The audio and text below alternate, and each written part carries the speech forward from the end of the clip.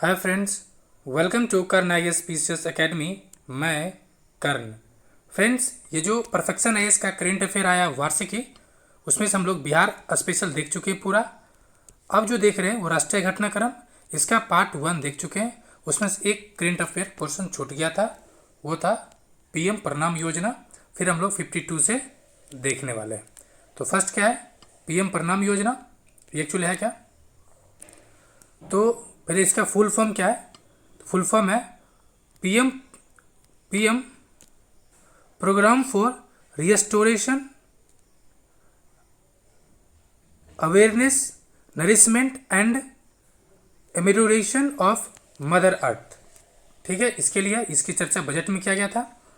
ये पीएम प्रणाम कृषि प्रबंधन योजना के एक वैकल्पिक पोषण तत्वों को क्या कर रहा है, ये बढ़ावा देता है।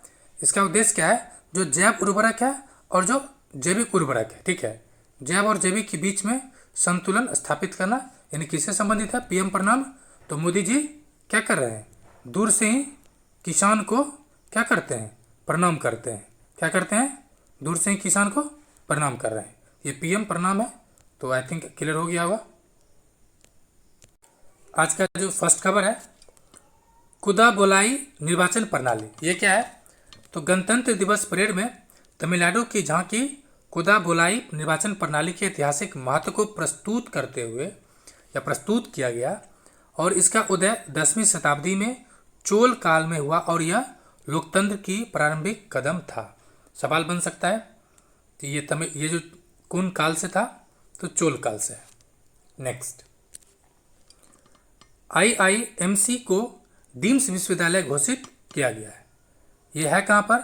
यह विद्यालय डीम्स विद्यालय यानी एक तरह से शैक्षणिक दर्जा और विशेष दर्जा प्राप्त हो गया है इसको।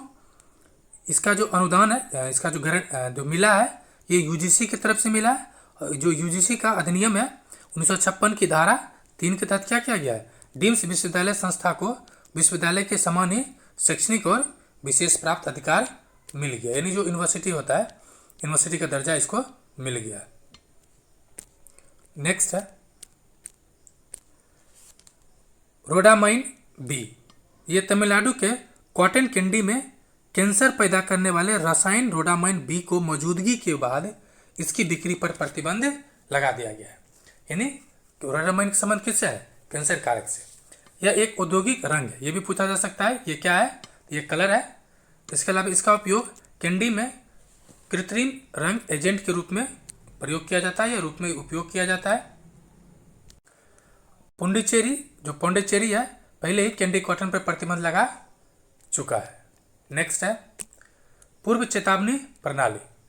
तो भारत, नेपाल, मालदीव, श्रीलंका, बांग्लादेश, मॉरिशस को चरम मौसमी घटनाओं के कारण होने वाले जान माल की हानि को कम करने के लिए EWS विकसित करने में सहायता कर रहा है, यानी अर्ली वार्निंग सिस्टम। EWS क्या है? Early warning system, early warning system है। इसमें यह है कि 2022 में संयुक्त राष्ट्र द्वारा घोषित अर्ली वार्निंग फॉर ऑल, क्या है? अर्ली वार्निंग फॉर ऑल पहल का ये हिस्सा है। ठीक है, यानी खतरे की निगरानी, पुनर्अनुमान आदि एक कृत्रिम प्रणाली है, एक एकीकृत प्रणाली है जो व्यक्तियों और सरकारों को आपदा जोखिम को कम करने, जो आपदा जोखिम है उसको कम करने और समय पर कार्रवाई करने में सक्षम बनाती है। ये क्या है? तो पूर्व चेतावनी प्रणाली। नेक्स्ट, जलवायु परिवर्तन के प्रतिकूल प्रभावों के विरुद्ध अधिकार।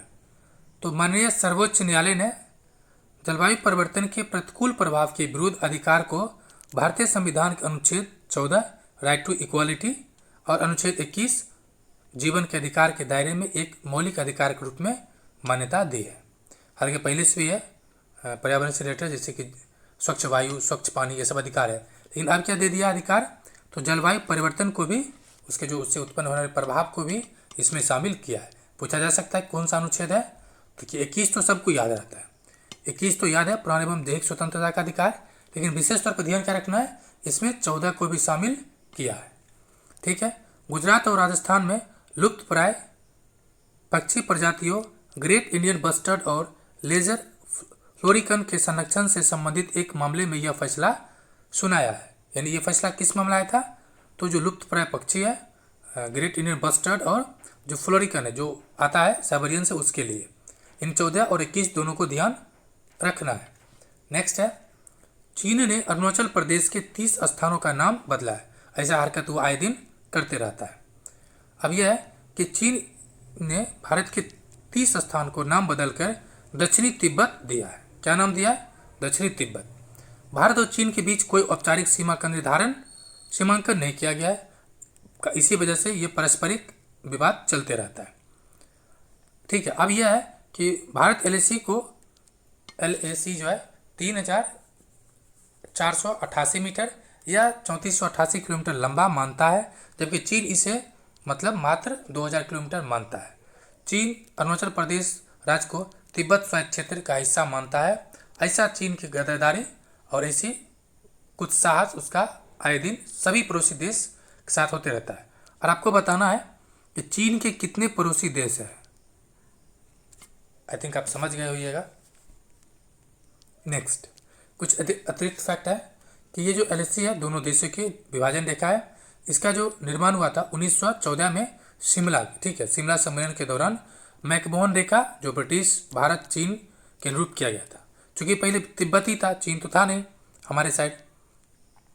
उसके साथ ही 1949 में जब चीन कम्युनिस्ट या साम्यवादी सत्ता संभाला तो उन्होंने विभिन्न अंतर्राष्ट्रीय समझौते से यह कहते हुए हाथ खींच लिया कि वह असमान है, यानी चूँकि साम्यवादी है तो ये प्रभाव तो रहेगा ही। नेक्स्ट 58, अंधत्व निवारण सप्ताह 2024 कब से कब मनाया गया है? तो 1 से 7 अप्रैल को। जैसे कि पोषण सप्ताह मनाया जाता है, ठीक है, पोषण पखवाड़ा या पोषण सप्ताह, तो ये मनाया जाता है सितंबर मंथ में। उसी तरह से अब जो अंधत्व यानी ब्लाइंडनेस को लेके 1 से 7 याद कैसे रख सकते हैं? तो स्वस्थ है ना, 7 अप्रैल को स्वास्थ्य दिवस मनाया जाता है, तो विश्व स्वास्थ्य दिवस, उसके आधार पर याद रख सकते हैं। तो अंधता निवारण का सप्ताह घोषित किया है। उद्देश्य क्या है कि आँख को देखभाल करना, ताकि आप सुंदर सुंदर चीज़ को क्या कर सके, देख सके। क्यों देख पाइएगा? क्योंकि आपकी आँख में कोई बीमारी नहीं होगी। यानी सुंदर चीज़ देखना है तो 1 से 7 अप्रैल तक आँख को सप्ताह मनाना है। नेक्स्ट है, राजनीतिक के अपराधीकरण पर सुप्रीम कोर्ट का निर्णय। ये क्या है? लिली थॉमस बनाम यूनियन ऑफ इंडिया UOI 2013। इसमें यह है कि न्यूनतम 2 वर्ष की सजा पाने वाले अपराधी को दोषी ठहराए गए, चाहे सांसद हो या विधानसभा के सदस्य हो, उसकी सदस्यता खत्म हो जाती है। इसका लेटेस्ट एग्जाम्पल आया था राहुल गांधी का, जो सजा मिला था 2 वर्षों से अधिक, उसके सदस्यता खत्म हो गया था। ये 18वें लोकसभा का, 18वें नहीं बल्कि 17वें का था ये मामला। ठीक है, जो लालू जी की सजा मिला है, ठीक है, लालू जी को भी उनको भी इसी केस के तहत मिला था, इसी अधिनियम के तहत। तो पब्लिक इंटरेस्ट फाउंडेशन बनाम यूनियन ऑफ इंडिया 2018 किसी व्यक्ति को उसके विरुद्ध आपराधिक आरोप तय होने मात्र से विधायी निकाय की सदस्यता अयोग्य नहीं ठहराया जाएगा। कहना क्या है? केवल ये कह देना कि ये शामिल था, या सिंपल सी बात है, न्याय का मतलब है कि जब तक उसको सजा नहीं मिला है तब तक वो क्या है, दोषी नहीं है। नेक्स्ट है, सार्क के शरीर के अंगों का अवैध व्यापार। तो तमिलनाडु में सार्क के अंगों का अवैध व्यापार शीर्ष स्तर पर रहा है। ट्रैफिक और WWF इंडिया ने अवैध वन्यजीव व्यापार में फंसे भारत के सार्क शीर्षक से एक अध्ययन प्रकाशित किया था। इसमें कहा गया था तमिलनाडु में सार्क के शरीर के अंगों का अवैध व्यापार सबसे अधिक है, जहां जनवरी 2010 से दिसंबर 2022 के बीच लगभग 65% जब्त कर लिए। सार्क ही था एक चंदन लकड़ी भी, ठीक है, और जो चंदन लकड़ी जो दिखाता भी है फिल्मों में। नेक्स्ट, डिजिटल आपराधिक मामलों का प्रबंधन प्रणाली। तो ये केंद्रीय गृह मंत्री अमित शाह ने एक अनूठी डिजिटल आपराधिक मामला प्रबंधन प्रणाली का वर्चुअल माध्यम से उद्घाटन किया। इसका उद्देश्य है कि आतंकवाद, संगठित अपराध के खिलाफ भारत की लड़ाई को मजबूत करना। इसे राष्ट्रीय जांच एजेंसी अर्थात NIA द्वारा डिजाइन किया गया। ये ध्यान रखना है, ये जो है इसको डिजाइन किसने किया है? तो NIA ने डिजाइन किया है। राष्ट्रीय अपराध रिकॉर्ड ब्यूरो द्वारा नए आपराधिक कानून का एक संग्रह है, जिसमें से इस संकलन नाम से एक मोबाइल ऐप भी लॉन्च किया गया। तो मेनली ध्यान क्या रखना है, जारी करता है NIA। नेक्स्ट, चुनावी बॉन्ड। चुनावी बॉन्ड है तो ये अभी जो क्या कर दिया गया है, अभी इसको अवैध घोषित कर दिया गया है। जी हाँ, इलेक्शन से पहले इसको क्या कर दिया था, अवैध घोषित कर दिया था चंद्रचूड़ साहब की बोर्ड ने। कारण यह था कि इसमें पारदर्शिता के अभाव था। ठीक है, ये आया कब था, तो एक पहले तो इसको कुछ आंकड़ा है कि 2 अप्रैल 2019 से 24 जनवरी 2024 के बीच 60 मतलब 5 करोड़ रुपया अकेले बीजेपी को मिला। उसके बाद हाँ, ये पूछा जा सकता है कि किसको किसको कितना मिला। तो देखिए, बीजेपी टॉप पर है, ये तो आप नॉर्मली याद कर सकते हैं, लेकिन सेकंड पर कांग्रेस नहीं है। सेकंड पर कौन है, TMC है। कौन है, ऑल इंडिया तृणमूल कांग्रेस। ठीक है, TMC सेकंड पर है, और थर्ड नंबर पर जाके कौन है, कांग्रेस है। तीसरा नंबर पर क्या है, कांग्रेस। ये आपको ध्यान रखने की इसमें जरूरत है। नेक्स्ट है, आंकड़ा संभावना कमी है पूछने का, फिर बता ही देते हैं। जो TMC को मिला है 1609.5 करोड़, यानी 12.6%, और प्रतिशत में बीजेपी को मिला है कितना, भाजपा की मिला था। नेक्स्ट है कि कांग्रेस को जो मिला है 1421.9 करोड़, 11.1% है, जो दूसरे और तीसरे क्रम पर ये आता है। नेक्स्ट है, चुनावी बॉन्ड के थोड़ा बात की जाए तो अटल जब अरुण जेटली साहब थे, उन्होंने इसकी चर्चा किया था शुरुआत में, अभी तो रहे नहीं, और इसको केवल भारतीय स्टेट बैंक में ही खरीदा जा सकता था। ये साल में अलग अलग समय पर आता था, अब तो 4 बार, आखिर में 4 बार कर दिया गया था। ठीक है, इन बॉन्ड को बनाया जा सकता है। केवल ध्यान रखना बात है, केवल पंजीकृत जो राजनीतिक दल था उसी, मतलब वही इसमें इसको खरीद बेच सकता था, उसी के नाम से चलता था। एक व्यक्ति अकेले या अन्य व्यक्ति संयुक्त रूप से कितना भी खरीद सकता था, कितना भी बेच सकता था, इसमें कोई नहीं था। लेकिन देखिए, ये पूछेगा नहीं, बस ये ध्यान रखना, इसकी संभावना बहुत कम है। अध्यक्षता था DY चंद्र साहब, और ये 5 जजों का बेंच था। जनरली नहीं पूछता है, जो अवैध हो जाता है उसको नहीं पूछता है। ठीक है, क्योंकि पूछने के लिए बहुत कुछ रहता है। नेक्स्ट है, एक है PB शब्द।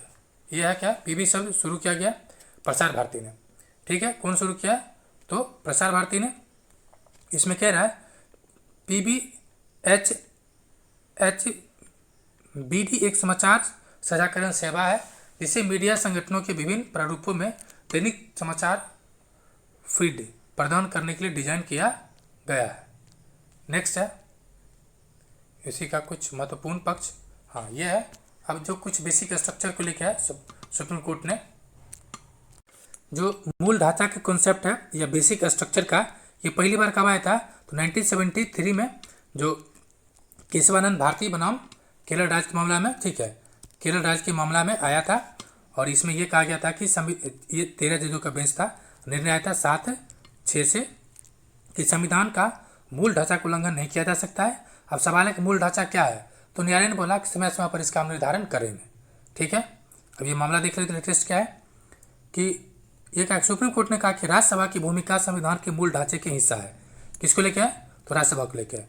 श्वेता सोरेन, जो कि शिबू सोरेन की वाइफ थी, कि संघ मामले में मूल ढांचे के या मूल संरचना के हिस्से के रूप में राज्यसभा की भूमिका को देखते हुए सुप्रीम कोर्ट ने घोषणा किया कि राज्यसभा अनुच्छेद 194 अनुच्छेद 194 क्लाउज 2 के अंतर्गत क्या है, ये मामला दायर किया गया था। अब ये बात आया था 2024 में, इसे निर्णय बहुत अब आया है, बात बहुत पहले से है। इसमें आरोप ये लगा था कि ये आरोप लगा था कि घूस पे, ठीक है, घूस देके क्या हुआ, किसी एक पार्टी का समर्थन किया है। इसमें इंपॉर्टेंट पॉइंट यह है कि सीता सोरेन बनाम भारत संघवाद 2024 के सर्वोच्च न्यायालय के 7 न्यायाधीशों की पीठ ने PV नरसिम्हन राव के मामले में 1998 में फैसले को खारिज कर दिया है। इसमें फैसला में कहा गया था कि रिश्वत लेने के आरोप में सांसद या विधायक संविधान के अनुच्छेद 105 और 194 के तहत अभियोजन से किसी प्रकार की छूट का दावा नहीं कर सकता है। अनुच्छेद 105(2) में कि संसद या किसी संसदीय समिति में सांसदों द्वारा कही गई किसी बात या दिए गए मत के संबंध में अभियोजन से मुक्ति। दूसरा है कि आर्टिकल 194(2) में विधायकों को भी ये समान संरक्षण प्राप्त है। कुछ इसमें एडिशनल बातें जो आपको जानने की जरूरत है। ये पीवी नरसिम्हा राव बनाम राज्य बनाम राज था, ये आया था ये 1998 में। 5 बेंचों की जज था। 5 मतलब क्या हो गया, देखिए 5 या 5 से अधिक को क्या कहा जाता है, संवैधानिक बेंच। ये संवैधानिक बेंच का निर्णय था और इसमें यह कहा गया था कि अनुच्छेद 105(2) और अनुच्छेद 194(2) के अनुसार विधायकों को खरीद फरोख्त रिश्वत के आपराधिक मुकदमा चलाने से छूट प्राप्त होगा। ठीक है, मतलब सिंपल सी बात है। ये जब आया था 1998 में, कहा था कि जो विधायक है, ठीक है, और जो सांसद है, उस पर रिश्वत के मामले में कोई कार्रवाई नहीं होगी, न कोई क्या होगा, उस पर आरोप नहीं तय नहीं होगा, उस पर कोई सजा नहीं होगी, उसके लिए कोई न्यायालय नहीं जाना पड़ेगा। लेकिन इसको 2024 में निरस्त कर दिया गया। जैसे कि हमारे संविधान का अनुच्छेद 361 क्या कहता है कि हमारे देश के 2 व्यक्ति हैं, एक राज्यपाल और दूसरा राष्ट्रपति, जिसको उसके कार्यकाल में कोई आपराधिक मतलब कोई दीवानी मामला, ठीक है, कोई दीवानी मामला पर कार्रवाई नहीं होगी, आपराधिक मामला पर हो सकता है। ठीक है, तो अगर कोई मर्डर कर देता तो, लेकिन दीवानी मामले पर नहीं होगा। वही बात इसमें कहा गया कि वापस निर्णय को निरस्त कर दिया गया, आप कार्रवाई होगी। नेक्स्ट है यूनिफॉर्म सिविल कोड यानी UCC, समान नागरिक संहिता। मोदी जी ने लाल किला के प्रतीक से कहा है, इस पर चर्चा किया था, इसलिए चर्चा में आ गया। इसमें यह कहा गया तो उत्तराखंड समान नागरिक संहिता लागू करने वाला देश का पहला राज्य बन गया। इससे पहले गोवा जो है यहाँ पर लागू है, लेकिन आपको ध्यान क्या रखना है, जो गोवा में लागू है ये पुर्तगाली कानून के तहत है, यानी समान नागरिक संहिता 1867 जो पुर्तगाली नागरिक संहिता के तहत है। यानी भारत के राज्य में भारतीय कानून के तहत पहला राज्य जो लागू किया वो उत्तराखंड है। कौन है? उत्तराखंड है। अगर बात की जाए इसकी, तो ये इसके संविधान का अनुच्छेद 44 में इसकी चर्चा है। और ये 44 किस भाग का पाठ है, तो भाग 4 राज्य के नीति निर्देशक तत्व का पाठ है। ठीक है, और कई इसका मामला आया है। एक तो मामला है कि शाहबानो केस, ये मध्य प्रदेश की महिला है, इसके पति वकील है, और ये जब तलाक दे देता है तो ये न्यायालय पहुंच जाती है, न्यायालय से बोलती है कि हमको गुजरा भत्ता चाहिए, तो इसको न्यायालय बोलता है इसको मिलना चाहिए। दूसरा मामला आता है सरला मुदगल केस, इसका भी संबंध वही से है कि लैंगिक भेदभाव को दूर करने के लिए बनाना चाहिए। और तीसरा है पाउलो काउंटिनो बनाम मरिया लुइया वेलेंटीना परेरा, 2019 का मामला है। नाम देखो फिर से बोल देते हैं, मरिया लुइजा वेलेंटीना परेरा। ठीक है, इसमें भी एक बात इसमें सिंपल से बात कहा जाए तो सर्वोच्च न्यायालय ने कई बार कहा है कि देश में एक यूनिफॉर्म कानून लाने की जरूरत है, दीवानी मामले में भी, ठीक है, सिविल मामले में भी जरूरत है। बस यही इसमें बात कहा गया। नेक्स्ट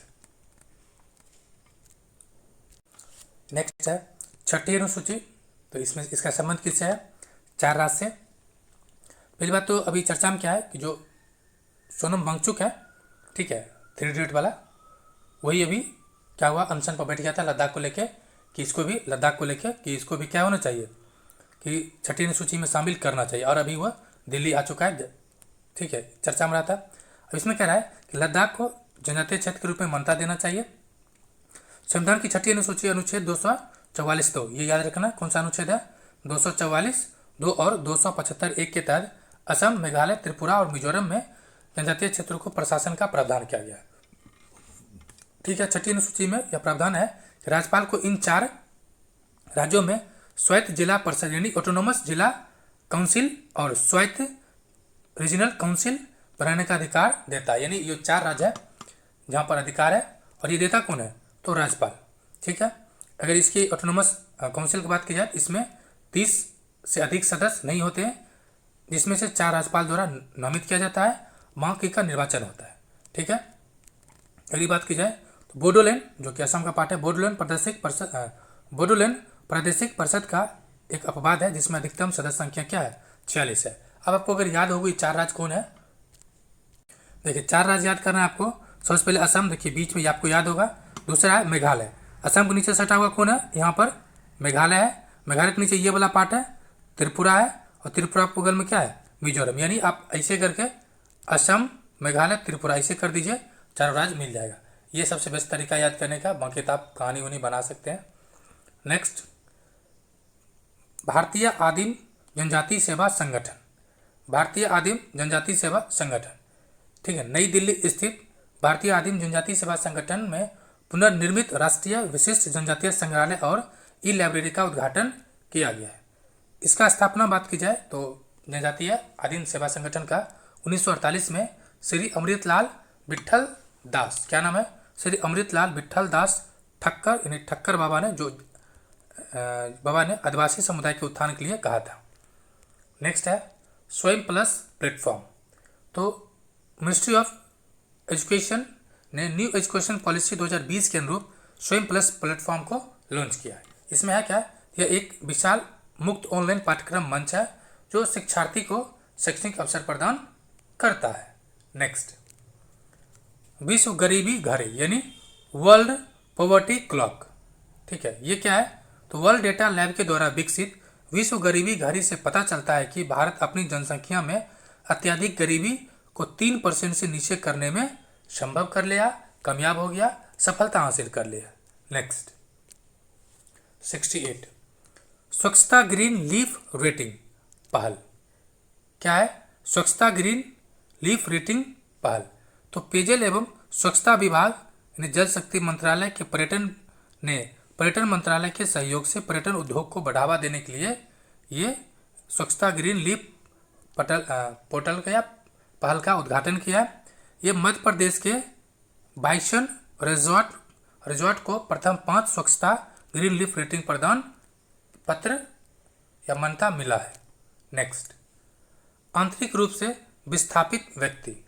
तो भारत के निर्वाचन आयोग ने आगामी चुनाव में मणिपुर, जो हिंसा काफी दिन से चर्चा में रहा है, तो मणिपुर चुनाव में आंतरिक रूप से विस्थापित व्यक्तियों के लिए राहत शिविर में मतदान करने की अधिसूचना जारी कर दिया है। नेक्स्ट है कि इससे उन मूल स्थानों से विस्थापित लोगों को मतदान में सुविधा मिलेगा। तो ये जो आंतरिक रूप से विस्थापित वे लोग हैं जो सशस्त्र हिंसा या संघर्ष या मानवाधिकार उल्लंघन या आपदाओं के कारण अंतर्राष्ट्रीय सीमा पार किए बिना अपने घर को छोड़कर मजबूर है, यानी घर को छोड़ने के लिए अपने देश में ही किसी दूसरे राज्य, किसी दूसरे स्थान में शरणार्थी के तौर पे गुजर बसर कर रहे हैं, और शरणार्थियों के लिए यूनाइटेड नेशन संयुक्त राष्ट्र उच्चायुक्त है, ये भी ध्यान रखना है। नेक्स्ट कि MSME technology centre Sindhudurg Maharashtra, ये क्या है, इसका जो अनुमानित लागत है 182 करोड़। उद्देश्य क्या है, तो समान इंजीनियरिंग और खाद्य प्रसंस्करण जैसे क्षेत्रों पर ध्यान केंद्रित करना है। PM विश्वकर्मा योजना का शुभारंभ मोदी जी 17 सितंबर ही है, 17 सितंबर पिछले माह 2023 में किया था। इसमें जो व्यवसायियों की संख्या है 18। देखिए, विश्वकर्मा पूजा दिन इसका उद्घाटन किया मोदी जी, और इसमें व्यवसाय कितना है, तो पूजा 17 से एक दिन अधिक यानी 18 है, कितना 18। शिल्पकारों को सहायता प्रदान इसमें किया जाएगा, उसको ट्रेनिंग दिया जाएगा, उसको सर्टिफिकेट दिया जाएगा ताकि वो क्या कर सके, अपना हुनर को प्रदर्शित कर सके। नेक्स्ट, भारत चीन के बाद दुनिया का दूसरा सबसे बड़ा मोबाइल फ़ोन उत्पादक देश बन गया। ये नहीं, भारत जितना उपयोग करता है उसमें से महज 3% ही इधर उधर का है, बाकी 97% स्वदेशी है। तो भारत में बिकने वाले कुल मोबाइल फ़ोनों में से केवल 3% ही क्या करते हैं, हम लोग बाहर से मंगाते हैं, बाकी सब क्या है, भारत में ही बनता है। देखिए, एक भारत में बनना और भारतीय कंपनी, तो कंपनी तो बहुत सारे भारतीय नहीं है, ठीक है, लेकिन भारत में असंबल होता है। तो अभूतपूर्व वृद्धि के लिए, यानी जो यह अप्रत्याशित वृद्धि हुआ है, एक दशक में भारत का मोबाइल फ़ोन उत्पादन 20 लाख करोड़ रुपये करीब पहुंच गया है। इस 10 वर्षों के दौरान 2.45 बिलियन मोबाइल फ़ोन का उत्पादन किया, जबकि लक्ष्य था 2.5 बिलियन, यानी लक्ष्य से थोड़ा ही कम। नेक्स्ट, पोषण पखवाड़ा, इसको ध्यान रखना है। एक होता है पोषण माह, ठीक ना, ये मनाया जाता है सितंबर में। कब मनाया जाता है, सितंबर में।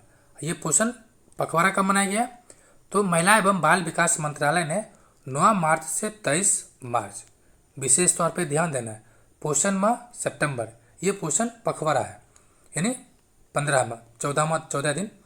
तो 9 मार्च से 23 मार्च 2024 तक देश भर में पोषण पखवाड़ा का आयोजन किया गया। विषय वस्तु की बात की जाए तो पोषण भी पढ़ाई भी और गर्भवती महिलाओं के लिए पोषण और स्वास्थ्य के बारे में संवेदनशीलता पर आहार पद्धतियाँ, खान पान की आदतें विकसित करने और जन संवेदनशीलता बढ़ाने के लिए 2018 में पोषण अभियान की शुरुआत के बाद से ही पोषण पखवाड़ा और पोषण माह प्रतिवर्ष जन आंदोलन के रूप में मनाया जा रहा है। नेक्स्ट, नामित भारतीय क्या है? वाहक। तो वित्त मंत्रालय ने आकाशा एयर को नामित भारतीय वाहक के रूप में मान्यता दे दी है, जिससे एयरलाइन की अंतर्राष्ट्रीय उड़ान महत्वाकांक्षा को बल मिलेगा। आकाशा एयरलाइन 28 मार्च से मुंबई और दोहा के बीच पहली अंतर्राष्ट्रीय उड़ान संचालित करेगी। कहाँ से कहाँ? तो मुंबई से दोहा। नेक्स्ट है, आकाश एयर अपने परिचालन शुरू करने के महज 19 महीने के भीतर वैश्विक उड़ान भरने वाली पहली भारतीय एयरलाइन बन गई है। आकाश में उड़ेगी। डिजिटल प्रदर्शनी सुभाष अभिनंदन का शुभारंभ हुआ है। तो भारतीय राष्ट्रीय अभिलेखागार के 134वें स्थापना दिवस पर सुभाष बाबू के जन्म पर आधारित था। जन्म का कब हुआ है? 23 जनवरी को। ठीक है, जन्म जीवन पर आधारित था। भारतीय राष्ट्रीय अभिलेखागार संस्कृति मंत्रालय के अधीन एक संबद्ध कार्यालय है। इसकी स्थापना 11 मार्च 1891 में कलकत्ता में इंपीरियल रिकॉर्ड डिपार्टमेंट के रूप में की गई थी। नेक्स्ट, राज्यों के लिए नीति मंच यानी पॉलिसी पोर्टल या प्लेटफॉर्म। तो सरकार ने राज्यों के लिए नीति मंच शुरू किया है। यह एक व्यापक डिजिटल पहल है जिससे राज्यों या संघ शासित क्षेत्रों को राष्ट्रीय विकास लक्ष्यों की प्राप्ति में सशक्त बनाने हेतु तैयार करना है। इसमें क्या है? तो जो यह सर्वोत्तम प्रथाओं, नीतियों, दस्तावेज, डेटाबेस और नीति आयोग के प्रकाशनों सहित मूल्यवान संसाधन का एक केंद्रीकृत भंडार प्रदान करता है। इसमें 22 प्रमुख भारतीय भाषाओं और 7 विदेशी भाषाओं को क्या होगा? इसमें विदेशी भाषा उपलब्ध होंगे। नेक्स्ट, कांगो के साथ युद्ध विराम समझौता। खांगो, क्या नाम है? खांगो के साथ युद्ध विराम समझौता। अब यह खांगो क्या है? तो केंद्र सरकार और NSCN के खांगो और NSCN रिफॉर्म्स ने आपसी सहमति से युद्ध विराम समझौता को 18 अप्रैल 2024 को 1 वर्ष के लिए बढ़ाने का निर्णय लिया है। ठीक है, तो उनके युद्ध विराम उनके द्वारा पारस्परिक रूप से सहमत और हस्ताक्षरित युद्ध विराम आधारभूत नियमों का पालन पर अधीन है। नेक्स्ट है, प्रबंधन शिक्षा केंद्र नालको उड़ीसा। तो केंद्रीय शिक्षा कौशल विकास एवं उद्यमिता मंत्री धर्मेंद्र प्रधान ने प्रबंधन शिक्षा केंद्र का उद्घाटन किया। ये अंगुल में नालको परिसर में स्थापित यह प्रबंधन शिक्षा केंद्र हमारे राज्य के लॉजिस्टिक क्षेत्र के लिए आवश्यक कौशल की मांग को पूरा करने में महत्वपूर्ण भूमिका निभाएगा। ठीक है, तो IIM मुंबई और IIM संबलपुर के बीच एक संयुक्त पहल है। किसके लिए? उड़ीसा के लिए। किस राज्य से है ये? तो उड़ीसा का। नेक्स्ट है इलेक्ट्रॉनिक वाहन अवसंरचना यानी EV इंफ्रास्ट्रक्चर। ठीक है, क्या किया गया है? 5059 सार्वजनिक चार्जिंग स्टेशनों के साथ कर्नाटक देश में अग्रणी राज्य है। अग्रणी होने का कारण क्या है कि कर्नाटक में 2017 में इलेक्ट्रॉनिक या EV पॉलिसी को लाया था और ऐसा करने वाला ये भारत का पहला राज्य था। यानी आज अगर टॉप पर है उसका कारण है कि उसका नींव बहुत पहले ही पड़ चुका था। नेक्स्ट, भारत में जलवायु अनुकूल कृषि खाद्य प्रणालियों को आगे बढ़ाने के लिए निवेश मंच। ये किसके द्वारा है? नीति आयोग, कृषि एवं किसान कल्याण मंत्रालय तथा FAO यानी खाद्य एवं कृषि संगठन फूड एंड एग्रीकल्चर ऑर्गेनाइजेशन द्वारा संयुक्त रूप से लॉन्च किया गया है। काफ़ी ज़्यादा मंत्रालय है। तो नीति आयोग है, FAO है एंड कृषि एवं किसान कल्याण मंत्रालय है। नेक्स्ट, सुप्रियो बनाम भारत संघ 2023। ये 5 न्यायाधीशों का संवैधानिक पीठ ने समलैंगिक विवाह की जो याचिका था उसको क्या कर दिया? खारिज कर दिया। तो याचिकाकर्ता ने तर्क दिया था कि LGBT यानी बाइसेक्सुअल और समलैंगिक और बाइसेक्सुअल ट्रांसजेंडर जोड़ों को किसी भी विषम लैंगिक जोड़े के समान अधिकार दिया जाना चाहिए। ठीक है, दिया जाना चाहिए। अभी देखो, अभी जो स्थिति क्या है, भारत में समलैंगिक विवाह को कोई कानूनी मान्यता नहीं मिला है।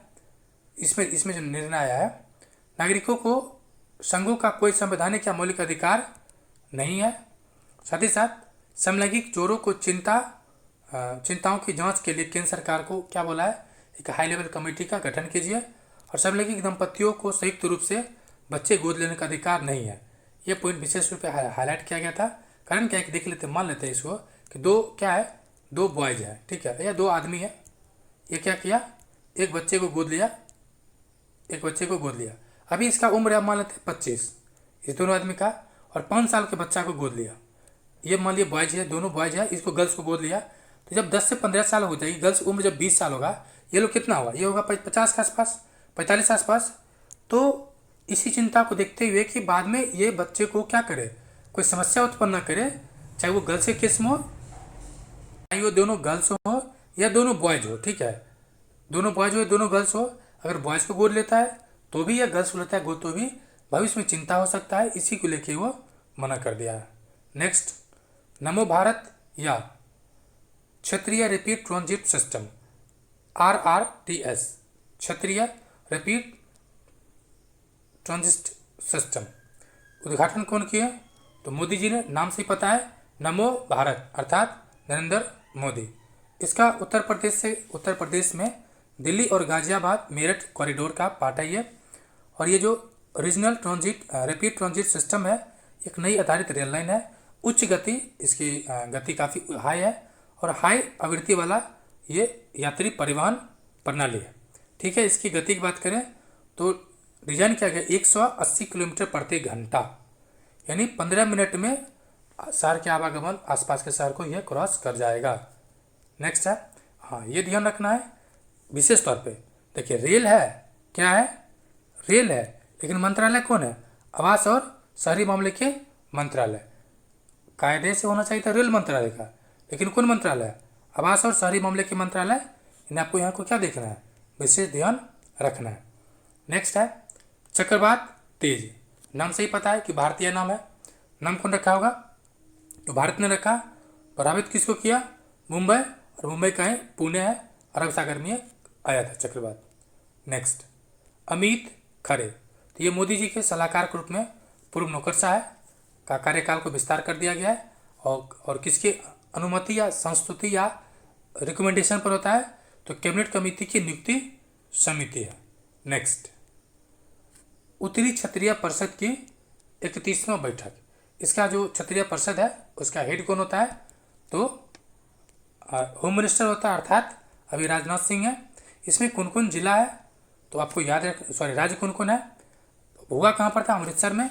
तो पंजाब, हरियाणा, राजस्थान, हिमाचल प्रदेश और केंद्र शासित प्रदेश दिल्ली, पौंडीचेरी एंड लद्दाख, चंडीगढ़। 4 केंद्र शासित प्रदेश है और 4 राज्य। टोटल कितने शामिल हो इसमें, 8।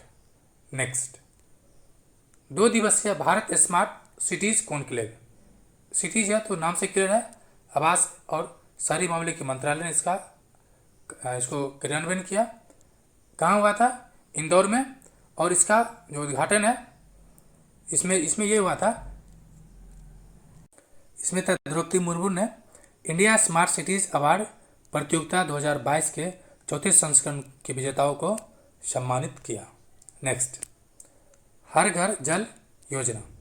अरुणाचल प्रदेश जो इस मिशन के तहत 100% प्राप्त करने वाला पूर्वोत्तर का पहला राज्य बन गया। वैसे देश में इसका स्थान राज्य के तौर पे 10वां है, लेकिन पूर्वोत्तर में ये पहला राज्य है। इसके उद्घाटन बात की जाए तो मोदी जी ने 15 अगस्त 2019 को जल जीवन मिशन हर घर जल की घोषणा किए थे। नेक्स्ट है, इस मिशन का जो लक्ष्य है कि 2024 तक देश के प्रत्येक ग्रामीण परिवार को नल से जल आपूर्ति सुनिश्चित करना है। इसमें आपको ध्यान क्या रखना है, एक तो अरुणाचल प्रदेश को, दूसरा ध्यान रखना है कि प्रत्येक ग्रामीण परिवार है। ऐसा ऑप्शन आ सकता है कि भारत के सभी गांव या सभी घरों में, भारत के सभी घरों में, ठीक है, जल देना नहीं, केवल क्या ग्रामीण परिवार है। नेक्स्ट, अमृत प्रतियोगिता।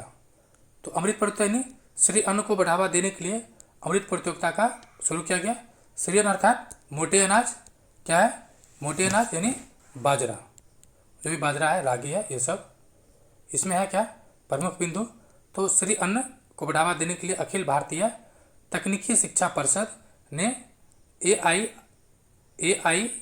AIECTE मिलेट्स यानी रेसिपी अनलिसिंग टैलेंट अमृत प्रतियोगिता का शुरू किया है। 2021 में 75 सत्र में संयुक्त राष्ट्र महासभा ने 2023 को अंतर्राष्ट्रीय बाजरा वर्ष घोषित किया था। भारत में बात करें, दुनिया का सर्वाधिक बाजरा होता है, और भारत में भी किस राज्य में, तो राजस्थान में, ठीक है, राजस्थान में मैक्सिमम 75% के आसपास बाजरा होता है।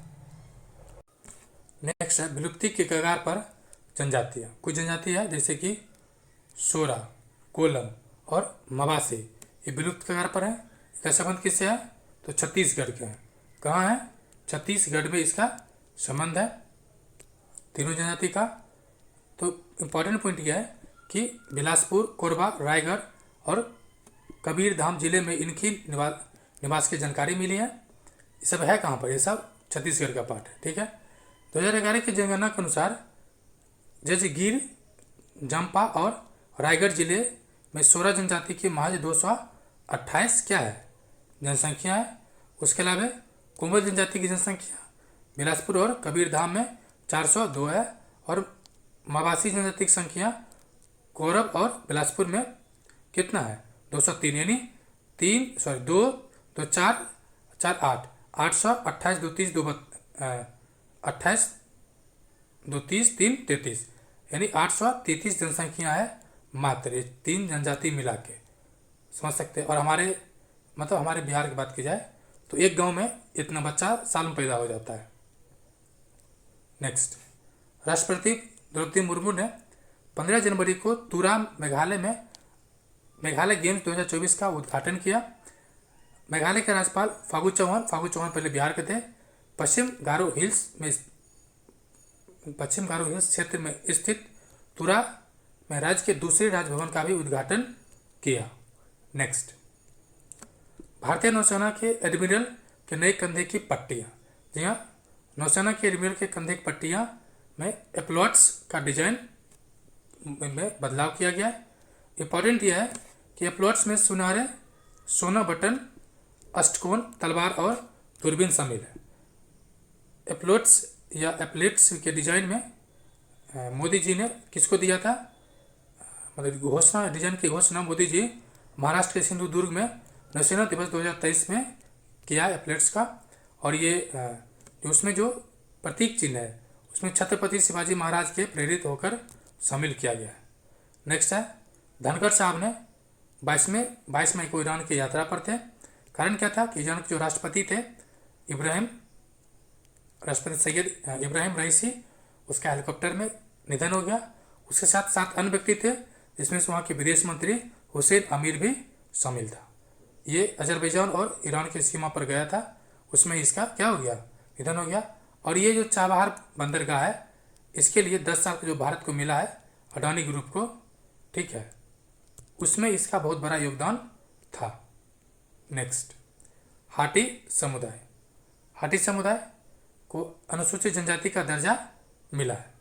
इंपॉर्टेंट यह है कि दर्जा देने की मांग पहली बार 1967 में उठाई गई थी। हाटी हिमाचल प्रदेश, यानी हाटी और हिमाचल प्रदेश है, ध्यान रखना है।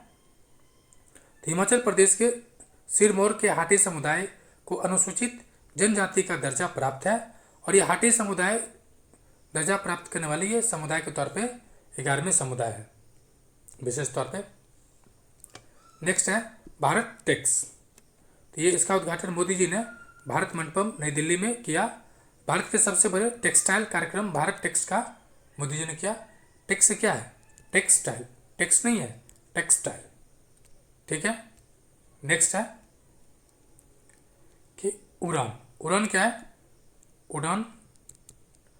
तो IIT कानपुर में UAV और DFI के लिए उत्कृष्टता केंद्र के सहयोग से एक अग्रणी ड्रोन स्टार्टअप तुरनपाल उड़ान का अनावरण किया है। ये जो यूएई क्या है, तो अनमैन्ड एरियल व्हीकल है। ये जो ड्रोन है ना, ड्रोन, यही है यूएवी।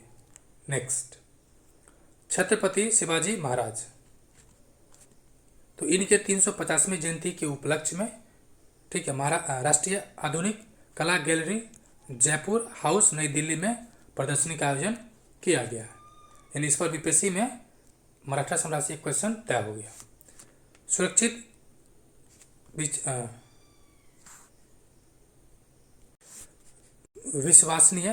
विश्वसनीय नैतिक एआई पर राष्ट्रीय कार्यशाला, तो यूनेस्को के सहयोग से मैटी, ये है क्या, तो ministry of electronics and information technology, क्या है, ministry of electronics and information technology नई दिल्ली में सुरक्षित विश्वसनीय नैतिक एआई पर राष्ट्रीय कार्यशाला का आयोजन किया था। नेक्स्ट, श्री भगवत गीता महापुराण मंदिर, यह है कहाँ पर, तो उत्तर प्रदेश के धार्मिक नगरी वृंदावन में। वैसे भी भगवत गीता कौन सुना रहा है महाभारत में, कृष्ण जी। कृष्ण जी कहाँ के निवासी है, वृंदावन के। तो वृंदावन में श्री भगवत गीता महापुराण निर्माण कराया जा रहा है। इसमें मंदिरों का एक श्रृंखला होगा, ठीक है। एक ही स्थान पर श्री भगवत गीता के जो 18,000 श्लोक है उसको अध्ययन करने का आपको अवसर मिलेगा। नेक्स्ट है, तिरुवनंतपुरम अंतर्राष्ट्रीय हवाई अड्डे को अवशिष्ट प्रबंधन प्रणाली प्रमाण पत्र मिला है।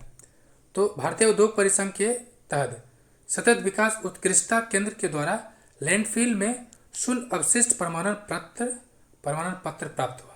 क्या कह रहा है कि लैंडफिल में शून्य, यानी जो गड्ढा है, ठीक है, गड्ढा में कोई भी कचरा इसमें भराव नहीं किया गया है, इसलिए इसको मिला है किसके द्वारा, भारतीय उद्योग परिसंघ के सतत विकास उत्कृष्टता केंद्र के तौर पे, ठीक है। नेक्स्ट है, दक्षिण पूर्व एशियाई साइबर अपराधों से निपटने के लिए समिति बनाए। तो 16 मई को गृह मंत्रालय ने कंबोडिया, म्यांमार, लाओस और फिलीपींस जैसे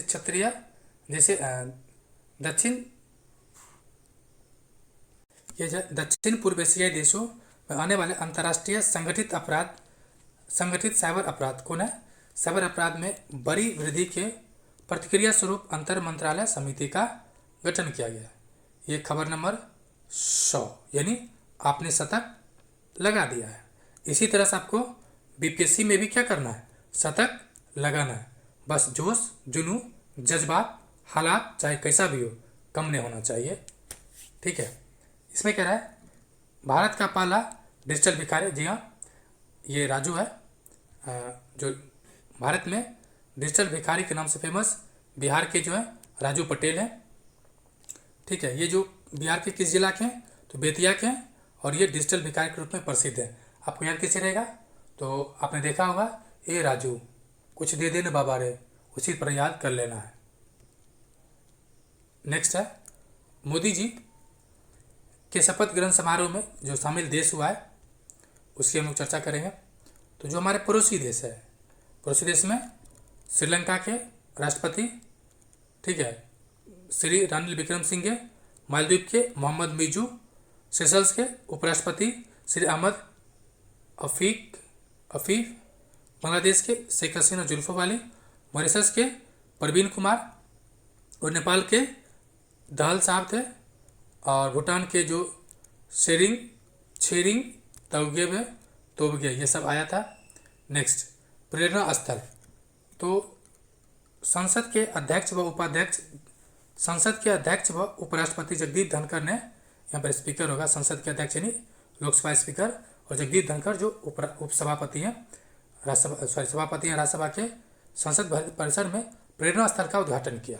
ये प्रेरणा स्थल है क्या, ये नवनिर्मित स्थल पर राष्ट्रीय प्रतीकों और स्वतंत्रता सेनानी की प्रतिमाएं स्थापित की जाएगी, जो पहले परिसर में अलग अलग स्थानों पर बिखरा पड़ा था।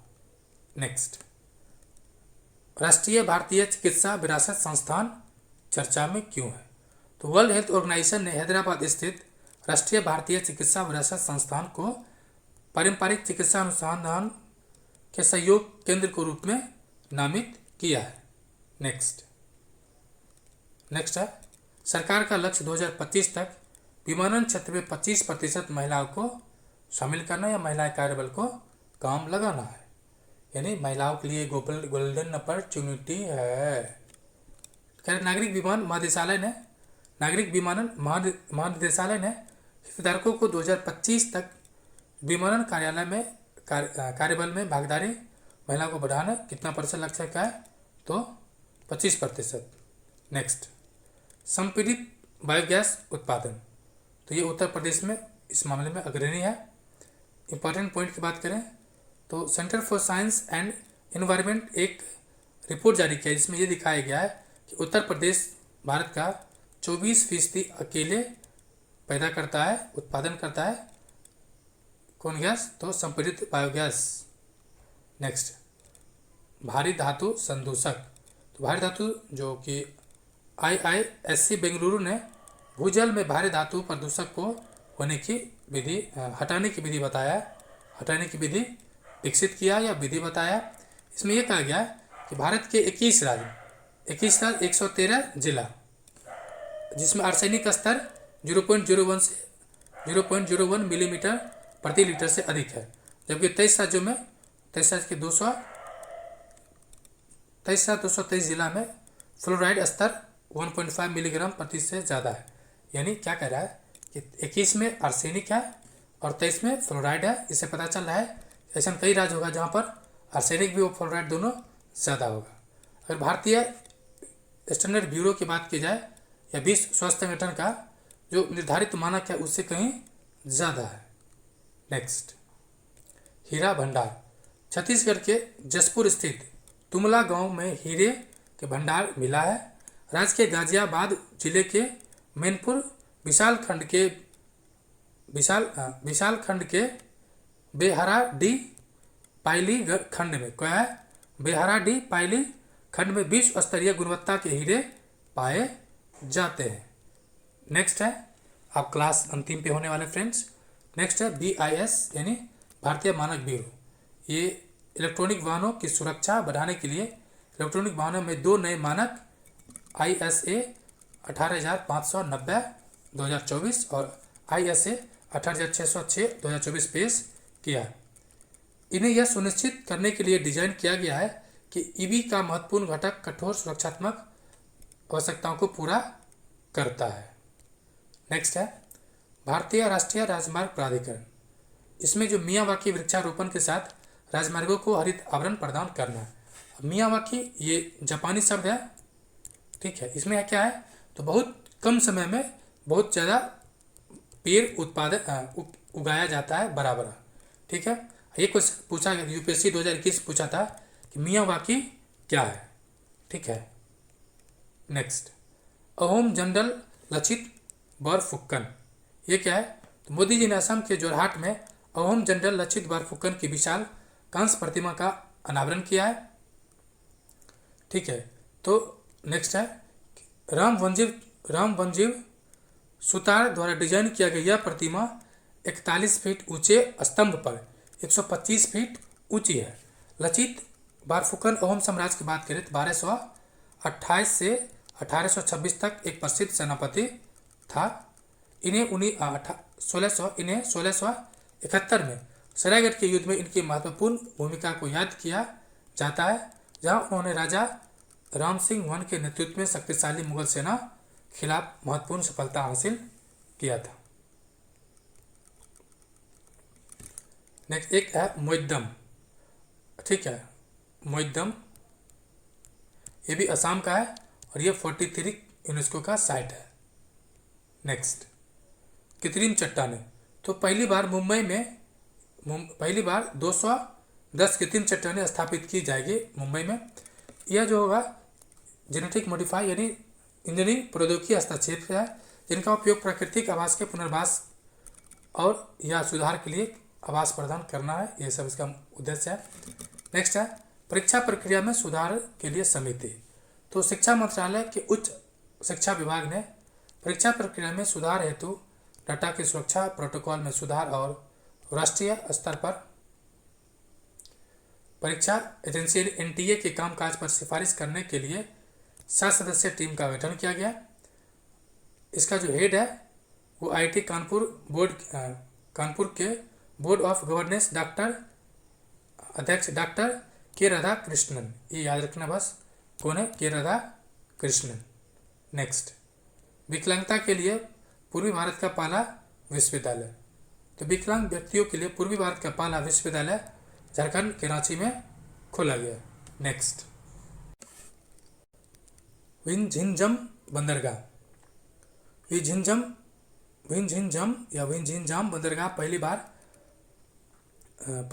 पहली मदरशिप का स्वागत किया गया। YISL में खड़ा 300 मीटर लंबा मार्शल द्वीप समूह का झंडा लगा जहाज चीन के सियामेन से आया है। ठीक है। विंझिनजाम अंतर्राष्ट्रीय बंदरगाह भारत का पहला गहरे पानी वाला समुद्री बंदरगाह है, यानी डीप सी वाटर का पहला है। केरल के तिरुवनंतपुरम के निकट ट्रांसशिपमेंट बंदरगाह है। इसकी प्राकृतिक गहराई की बात करें तो 18 मीटर से अधिक है, इसमें 20 मीटर तक बढ़ाया जा सकता है। नेक्स्ट है, विंझम के निर्माण अडानी पोर्ट्स एंड एक्सजेट प्राइवेट लिमिटेड के द्वारा डिजाइन मॉडल पर किया जा रहा है। नेक्स्ट है, संपूर्णता अभियान। नाम से क्लियर है, संपूर्ण। आप संपूर्ण कब होइएगा? पहली बात, ये जारी कौन किया है? तो नीति आयोग ने। इसका एक उन क्षेत्रों में समग्र विकास लाने के लिए एक केंद्रीकृत प्रयास का प्रतिनिधित्व करता है जो ऐतिहासिक रूप से पिछड़े हैं। ये 3 महीना कार्यक्रम चला है। कब से कब तक? 4 जुलाई से 31 सितंबर 2024 तक 3 महीने का कार्यक्रम है। इसमें जो आकांक्षी जिला कार्यक्रम जहाँ चल रहा है 112 जिला में, और 500 से अधिक जो आकांक्षी ब्लॉक में 6 संकेतक इसमें शामिल किया गया। इसमें स्थानीय प्राधिकरण हो, रिप्रेजेंटेटिव्स हो, सरकारी अधिकारी हो, सब मिल के जो 12 अलग अलग संकेतक है उसमें खाना पीना, रहना, स्वच्छता, सब पे क्या करना है? जागरूकता, इस सब को आगे बढ़ाना है। ठीक है, बस इसमें ये सब है। नीति आयोग के द्वारा निर्धारित स्वास्थ्य, शिक्षा, बुनियादी ढांचा को आगे बढ़ाना है। नेक्स्ट, आई थिंक आखिर पेज हम लोग पहुंच चुके हैं, यानी 2-4 ही खबर है। पहला है कि भारत की बुजुर्ग आबादी 2050 तक दुगुने होने की उम्मीद है। इसका कारण क्या होगा? थोड़ा सोचिए।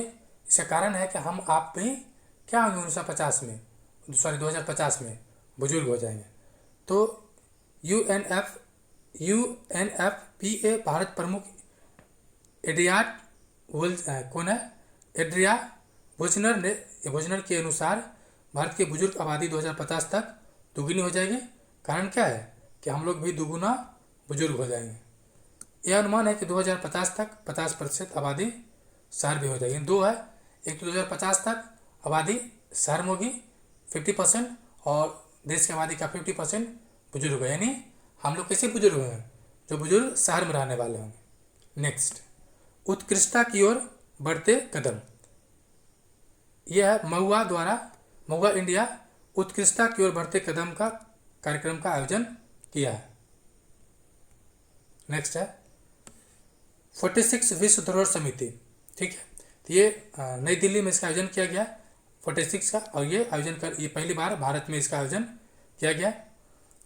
भारत में विश्व धरोहर स्थल के सूचीबद्ध पहला जो स्थल था वो आगरा किला था, 1983 में आया था। और इसी में, ठीक है, इसी कार्यक्रम के तहत भारत का जो 43 साइट्स है 43वें नंबर बोद्धम को घोषित किया गया। और एक प्रोजेक्ट भी था परी, ठीक है, ये भी इसको शुरू किया गया था, तो ध्यान रखना है। नेक्स्ट, पोर्ट ब्लेयर का नाम बदलकर श्रीविजयपुरम कर दिया गया। नाम बदलने का कारण क्या दिया गया? जो पोर्ट ब्लेयर था, ये जो ब्लेयर है ये ब्रिटिश अधिकारी था, उसके नाम पर था। जो भी पुराना चीज़ है जो हमारे गुलामी का प्रतीक है उसको मोदी जी मिटाना चाहते हैं। उसी कड़ी में पोर्ट ब्लेयर का नाम क्या कर दिया है? बीजापुरम। इसका विजिट कौन किए थे? तो अमित शाह ने। तो ये पोर्ट ब्लेयर जो है केंद्र शासित प्रदेश अंडमान निकोबार द्वीप का राजधानी है। इसका नाम बदलकर जो औपनिवेशिक प्रतीक है उसको क्या करना है? समाप्त करना है। और ये जो है 1900 नहीं बल्कि 1789 में 1789 में ईस्ट इंडिया कंपनी के नौसेना अधिकारी आर्चिबाल्ड ब्लेयर के नाम पर पोर्ट ब्लेयर रखा गया था, जिन्हें विशेष रूप से चैगोस द्वीप समूह और अंडमान द्वीप समूह की पहचान के लिए जाना जाता है।